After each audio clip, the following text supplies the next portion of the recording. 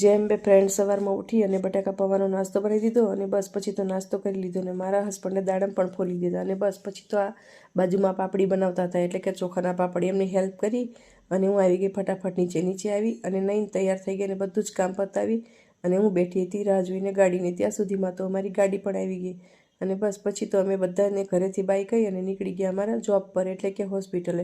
Hospital આવી અને આજે તો સોમવાર હતો એટલે પેશન્ટ પણ આવી ગયા હતા એટલે મેડમની રાહ જોઈને બધા જ બેઠા હતા અને બસ પછી તો હું આ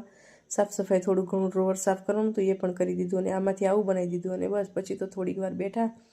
અને 2 પેશન્ટને દાખલ કરી દીધા અને બસ પછી તો હું થાકી ગઈ એટલે મેં થોડુંક નાસ્તો પણ કરી લીધો એટલે કે દાડમ ખાધા અને બસ પછી તો 1 વાગી ગયો અને બધા જ ને બાય કહી હું નીકળી ગઈ ઘર તરફ જવા માટે અને ઘરે આવી અને ફટાફટ મારે તો જમવાનું પણ બનાવવાનું હતું એટલે બસ પછી તો મેં આખા રીંગણનું શાક બનાવ્યું અને બાજરાના રોટલા પણ બનાવી નાખ્યા અને થોડીક રોટલી પણ બનાવી નાખી અને બસ પછી જમી અને થોડી વાર બેઠા અને આ એનું પેકિંગ કરતી હતી અને જવાનું હતું પ્રવાસમાં અને બસ પછી તો આજે માસી નહોતા આવ્યા એટલે મેં વાસણ અને કચરા પોતા પણ કરી નાખ્યા અને કપડાં પણ ધોઈ નાખ્યા અને જુતજુતામાં તો 5 પણ વાગી ગયા એટલે ફરી પાછી આવી ગઈ હોસ્પિટલ અને આ એનું કામ કરતા હતા અને હું મારું કામ અને જુતજુતામાં તો બધું જ કામ પતાવી દીધું અને 7 પણ વાગી ગયા એટલે આને જવાનો ટાઈમ થઈ ગયો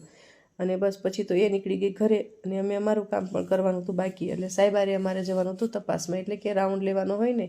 એટલા માટે બસ પછી તો રાઉન્ડ લઈ અને અમે નીકળી ગયા ઘર તરફ અને આ રસ્તામાં મારે આ લેવાનું હતું અને બસ પછી તો આવી ગઈ મેં પાણીપુરી ખાવા પાણીપુરી ખાઈ અને ફટાફટ આવી ગઈ ઘરે આવી અને જમવાનું પણ બનાવવાનું હતું એટલે જમવામાં તો મેં દાળ ભાત બનાવ્યા હતા અને પાપડ પણ તળ્યા હતા અને હાંડવો પણ હતો અને બસ પછી તો જમી લીધું અને મસ્તી કરતાં કરતાં તો જમવાની મજા જ આવે અને બસ પછી તો અમે પથારી કરી અને ઊંઘી ગયા. Good night friend. લાઇક કરો, શેર કરો અને સબસ્ક્રાઈબ કરો.